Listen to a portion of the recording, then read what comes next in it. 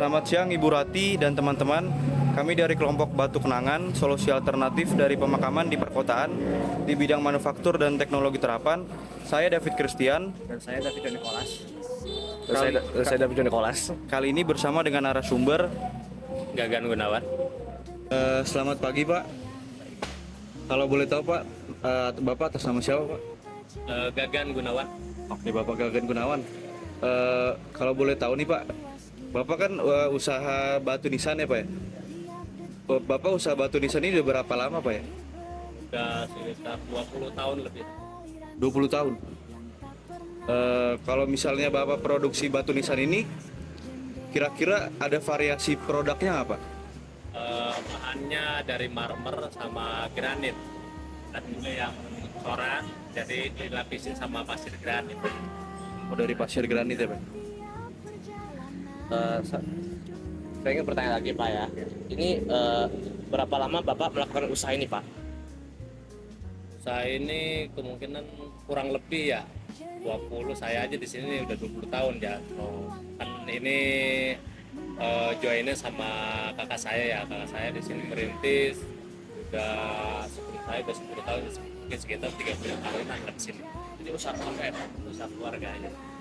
Yang pertanyaan kedua, apakah Bapak mempunyai rencana untuk inovasi agar bisnis Bapak berkembang lebih baik? Ya sih pengennya seperti itu, pengen buka cabang-cabang, tapi untuk saat ini karena ekonominya lagi begini ya, Ya, terkendala sama modalnya lah. ya. Iya. Pak, Bapak kalau batu nisan ini, Bapak kalau boleh tahu varian harganya Pak?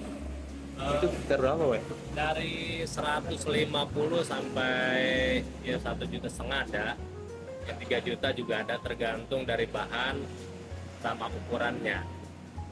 Iya. Kalau tadi Bapak bilang sekitar 20 tahun, berarti dari tahun 2004 ada Pak? Dari ya 2004. Iya.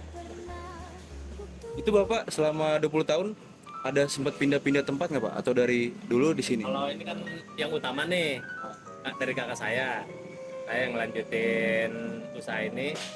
Kalau punya saya pribadi ada juga di sana di daerah Tipar Cakung. Oh, di daerah Cakung? Ya, iya. Oke. Sekarang saya ingin tanya Pak terkait permasalahan isu. Bagaimana tanggapan Anda tentang permasalahan kuburan yang semakin sempit Pak?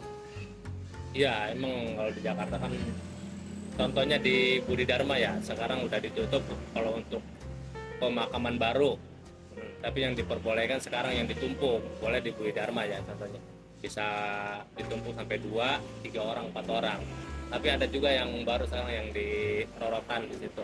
Ada yang baru. Kalau saran saya sih mendingan ditumpuk aja. Sekarang kan masyarakat di sini makin padat ya. Iya. Mendingan ditumpuk aja. Ya, Jadi nggak harus meluas itu lahan buat makam.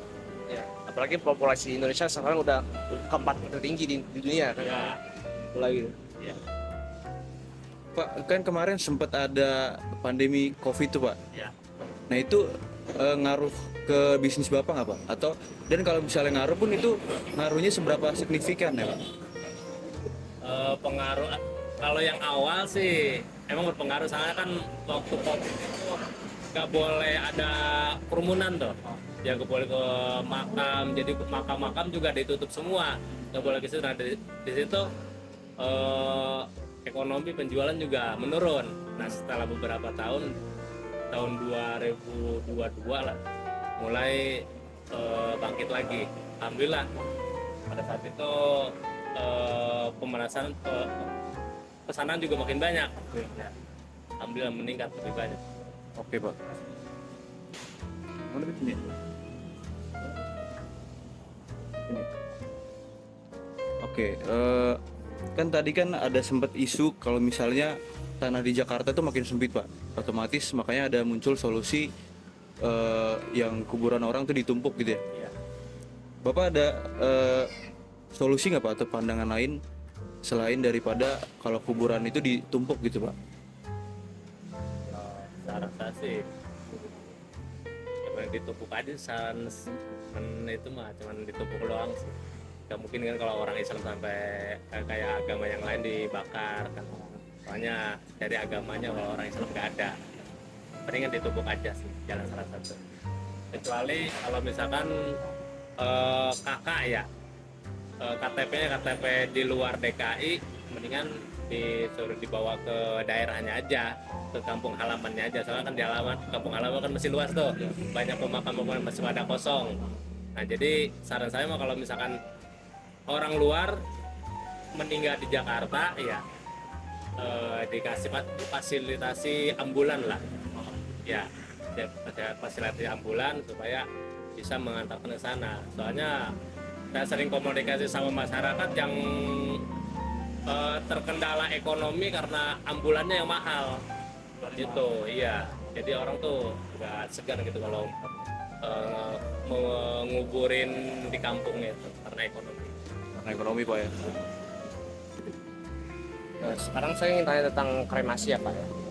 Bagaimana tanggapan Bapak tentang proses kremasi yang diubah menjadi batu? Apakah itu mungkin menurut Bapak? Atau sebelumnya? Kremasi kan itu ya, itu mau buat agama Katolik ya yang dibakar ya. Ya. Ya kalau itu sih saya kurang paham.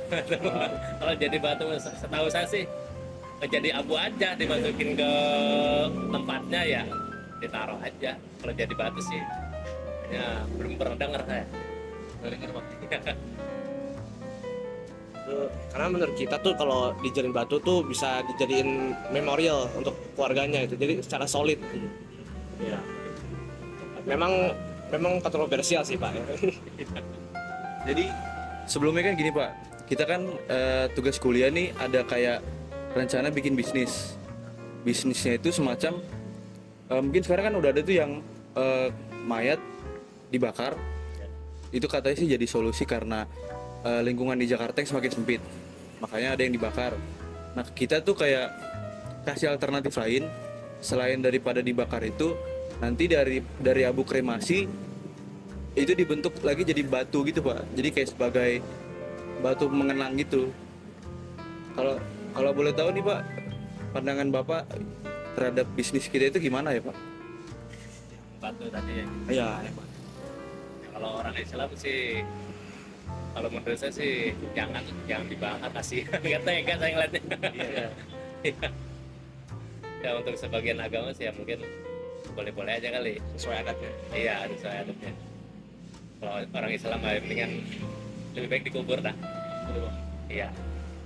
Paling balik lagi solusinya kayak yang tadi, dibalikin ke kampung halamannya kan? Iya, ya solusinya ke kampung halaman aja, tapi difasilitasi lah, ya, seperti ambulan gitu aja.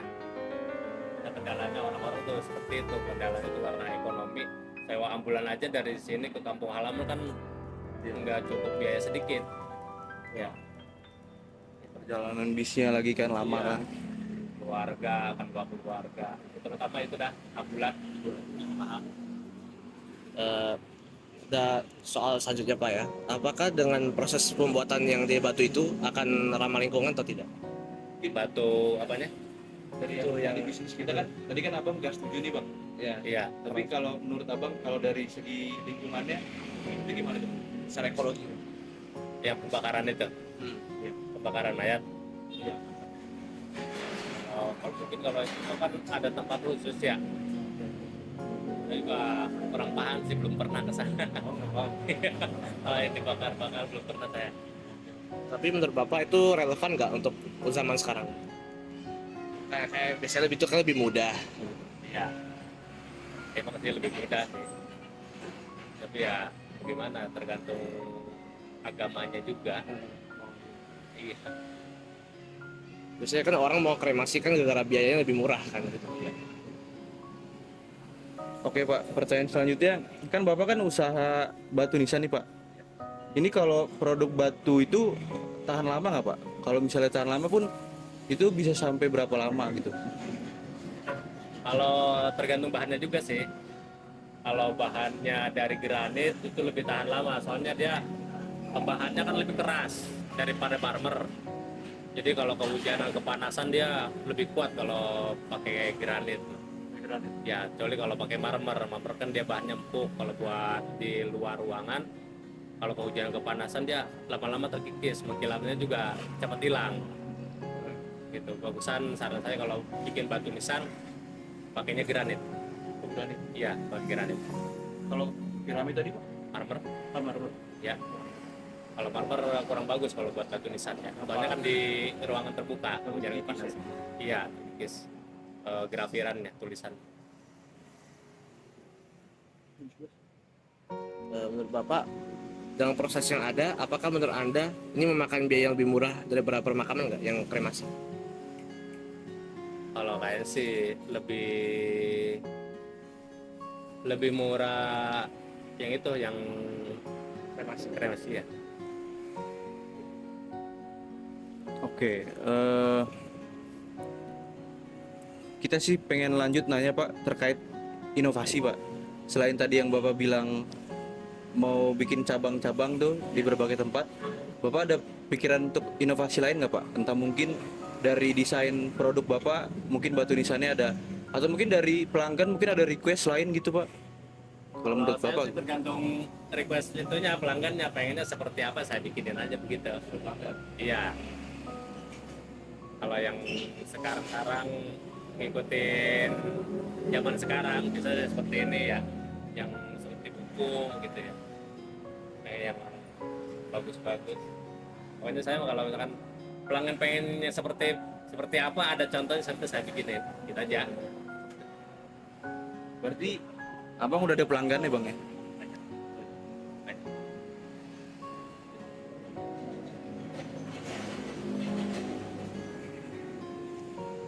Oke deh Pak, kalau begitu sekian pertanyaan yang dapat kami berikan Pak. Kami sih berharap semoga nanti ini toko Bapak makin banyak orang yang datang sini, makin banyak tahu tempat ini, makin laku Pak ke depannya. Kalau gitu terima kasih ya Pak atas waktunya Pak. Terima kasih Pak. Jadi buat kalian yang ingin menggunakan jasa batu marmer, granit atau yang lainnya untuk pembuatan batu nisan, batu resmian, kalian bisa cek aja setiap prasasti dengan nomor telepon 0812 13 08 331. Ini dia lokasinya guys. Jadi kalau kalian membutuhkan jasa tersebut, kalian bisa datang, kalian bisa telepon, atau kalian bisa juga cek di Google Maps-nya.